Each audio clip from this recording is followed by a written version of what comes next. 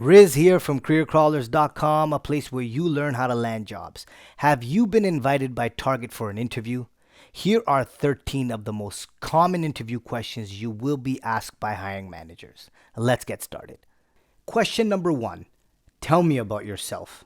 Thank you for this opportunity. Throughout my experiences, I've developed a genuine passion for customer service and a strong interest in the retail industry. I am driven by my ability to connect with others. I've always found joy in helping people, ensuring their needs are met and they leave with a positive experience. This passion comes from my belief in the importance of every single interaction and the impact it can have on someone's day. I believe my skills will be an asset to this job role and your company. I'm an effective communicator, pay close attention to detail, and use a proactive approach to problem solving. These qualities have helped me through various challenges while always focusing on customer service. I've also spent a lot of time refining my teamwork abilities, understanding that working together is important in a fast-paced retail environment like Target. Outside of work, I'm involved in community engagement. I volunteer at several organizations, and it's gratifying to see these values being a part of Target's initiatives. I'm not just looking for a job, I'm seeking a platform where I can align my dedication to service with a brand that prioritizes both its employees and the wider community. I also look forward to joining an organization where I can progress and transition into other senior roles in the future.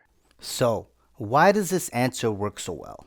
This response showcases enthusiasm, relevant skills, and alignment with Target's brand values. For your interview, ensure your answer genuinely represents your background and aspirations. Question number 2. What is your greatest strength? One of my greatest strengths is my ability to empathize with customers. I believe that understanding a customer's point of view is important in providing exceptional service. By placing myself in their shoes, I can anticipate their needs, address concerns proactively, and build meaningful connections. Over the years, this empathetic approach has allowed me to stop potentially tense situations before they happen. For example, when faced with an angry or dissatisfied customer, rather than becoming defensive or following a script, I try hard to listen to their concerns, understand their feelings, and work together to find a solution. This approach not only helps solve the issue immediately but also strengthens the trust between the customer and the company. By understanding the customer's viewpoint, I'm able to identify areas of improvement in the way we provide customer service, turning every interaction into an opportunity for growth. I'm confident that this strength, combined with my commitment to continuous learning, allows me to consistently deliver a customer experience that exceeds expectations and builds lasting relationships. So, why does this answer work so well? This answer focuses on empathy as a strength in the context of customer interactions, which is important when working in sales and customer service. Now, here's a great follow-up video right here. What are your greatest strengths? 15 greatest strengths that impress in your job interview. Question number 3. Tell us about your experience and how it relates to this job.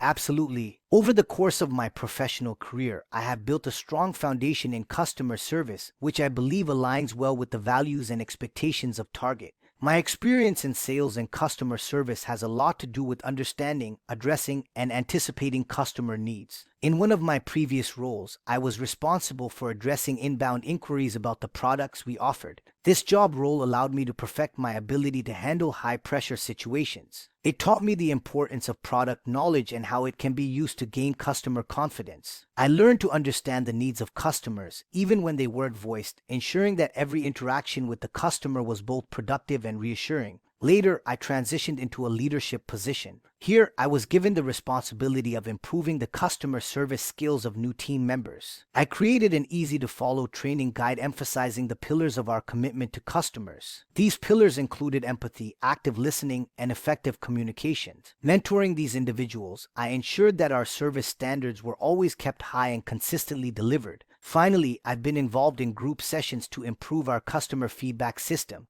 This experience gave me insights into the broader picture of service delivery, highlighting potential improvement and innovation areas. I am excited about the opportunity to bring my proven dedication, adaptability, and customer-centric approach to Target.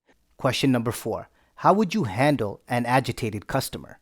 When dealing with an agitated customer, I try to ensure they feel heard and understood. The first interaction is extremely important. Before addressing the customer's concerns and finding a resolution, it's important to actively listen. This is why I always allow customers to fully express their concerns without interrupting them. I've often noticed that listening to them can significantly reduce a tense situation. It's important to also maintain composure because this will set a positive tone for the interaction. Once I've heard the customer and gathered all the information I need, empathy becomes the next important step. For example, I acknowledge the customer's feelings, ensuring they know their concerns are valid. Using phrases like, "I understand why you'd feel this way," or "I genuinely apologize for the inconvenience you faced," can build a bridge of understanding. It's about showing the customer that their feelings matter. The final and most crucial step is transitioning from understanding to action. With a clear understanding of the customer's concerns, I try and find the best resolution. It's important to find a solution that aligns with the customer's needs and targets policies. Whether it means providing an immediate solution or ensuring a follow-up, the goal is to assure the customer that steps are being taken to address their concerns. Ultimately, every interaction, even challenging ones, should reinforce the customer's trust and loyalty to Target. Question number 5. Why do you want to work here? I've always admired Target's commitment to providing quality products at affordable prices while maintaining a strong focus on exceptional customer service. In my personal experiences as a shopper, Target always stands out with its well-organized stores, wide product range, and a culture that puts the customer first. You can see how strongly Target feels about maintaining a friendly culture through their staff, the design of the stores, and the ongoing efforts to adapt and evolve with consumer needs. Target's initiatives towards community involvement resonate deeply with me. I'm excited about joining a company that doesn't just aim for profitability but also wants to make a positive impact on the community and environment. From a professional standpoint, Target's reputation for taking care of its employees and promoting growth is amazing. I'm looking for a long-term career opportunity where I can both contribute and grow, and I believe Target provides that platform. Combining my personal admiration for the brand, alignment with its values, and the opportunity for professional growth makes Target an ideal fit for me. Question number 6. How do you prioritize work duties when a supervisor gives you a new task?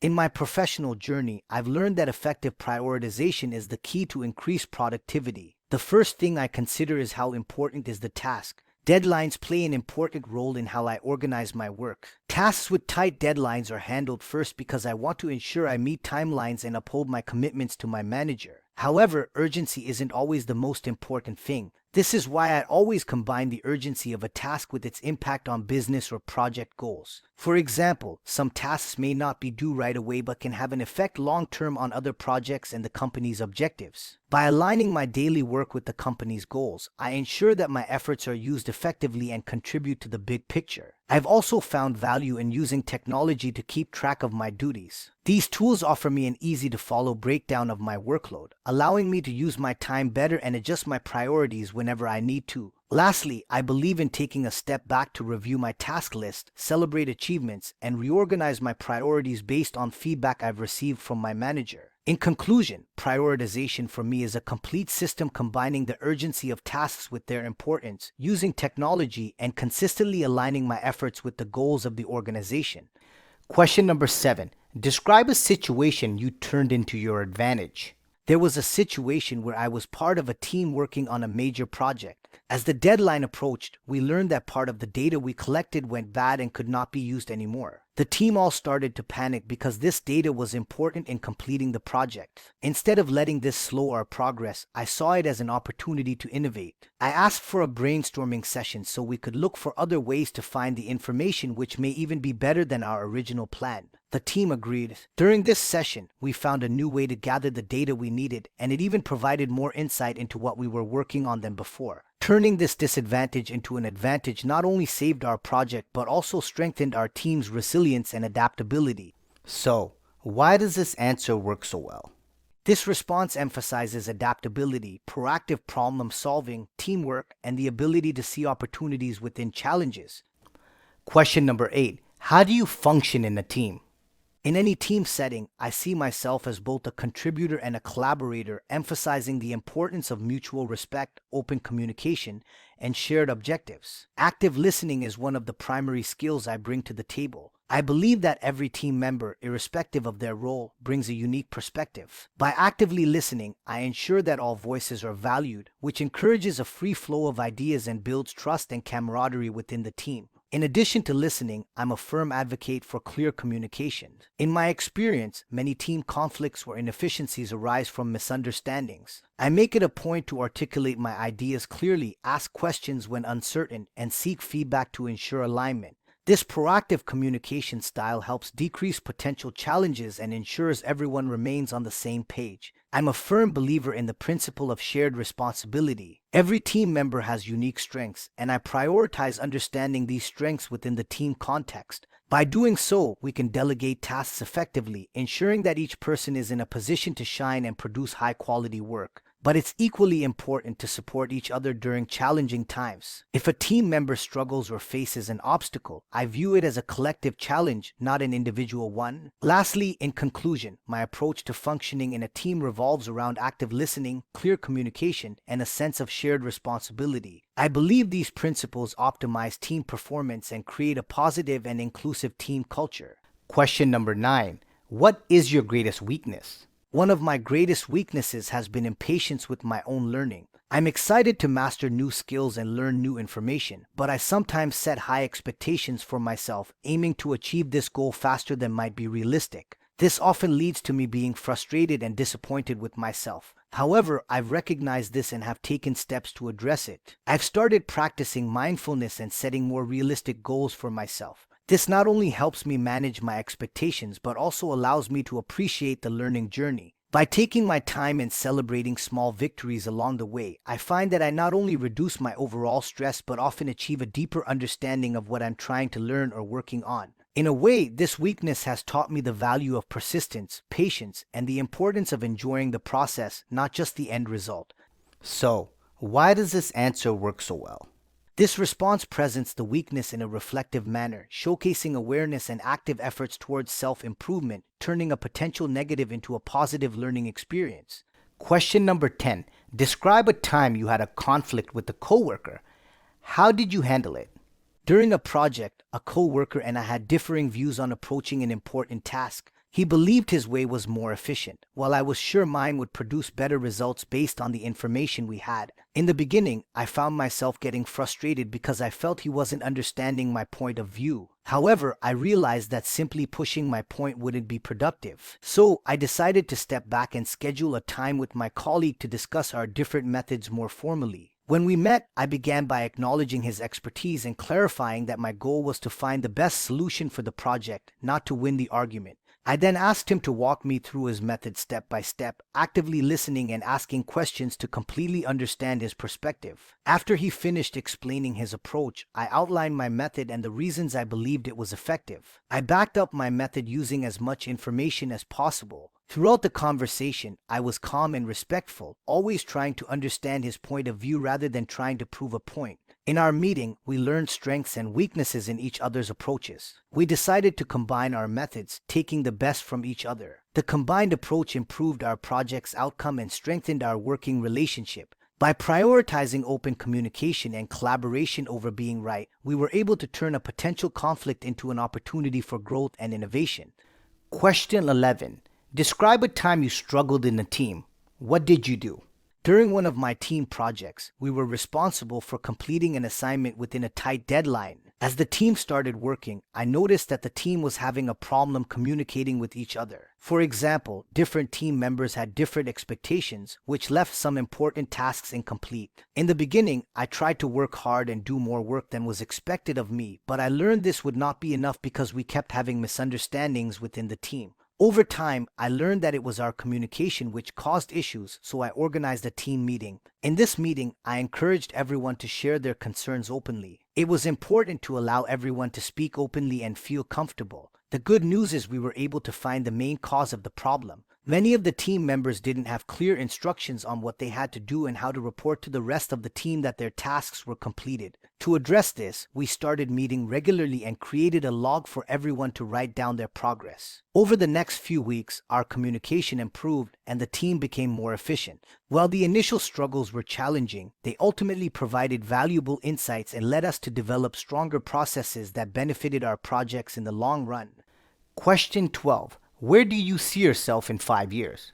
5 years from now, I see myself having grown both personally and professionally within the Target family. While I am deeply committed to excelling in the role I'm applying for, I aim to take on increasing responsibilities and perhaps lead a team dedicated to enhancing the customer experience. I'm passionate about innovation in retail. I see myself contributing to or being part of a team that leads the efforts to merge technology with in-store experiences, ensuring Target remains a brand that people are confident in. Furthermore, given my interest in sustainable living and community engagement, I'd love to be involved in Target's corporate social responsibility programs and decisions that align with the brand's objectives and the greater good. On a personal level, I hope to have built strong relationships with colleagues, becoming not just a team member but a go-to person for insights and collaboration. I'm also keen on pursuing continuous learning opportunities, whether it's through workshops, courses, or hands-on experiences, ensuring that I remain updated with industry trends and best practices. In 5 years, I see myself as an integral part of the Target community, having made significant contributions to its growth.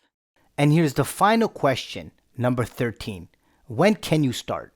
In a job interview, the way you answer this question depends on your personal circumstances and the situation. Here's how you can frame your response.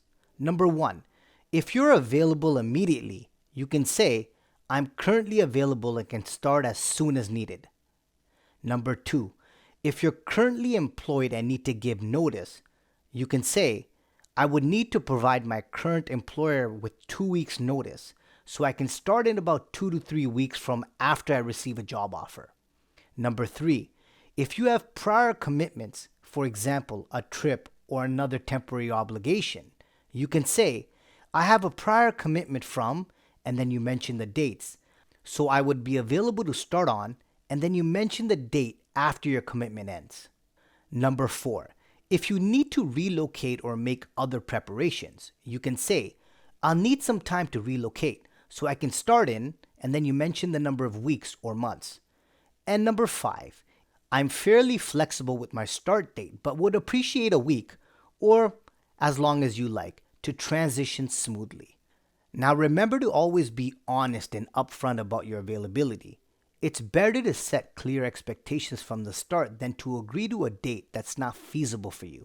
Also, most employers appreciate a reasonable amount of time for transitions, especially if they know you're providing notice to a current employer or have other commitments. If you want to learn more on how to land jobs and reach your career goals, don't forget to hit that subscribe and bell notification button to get new videos every single week. Also, don't forget to hit that like button because that motivates me to keep doing what I do. Stay safe, keep smiling, and good luck.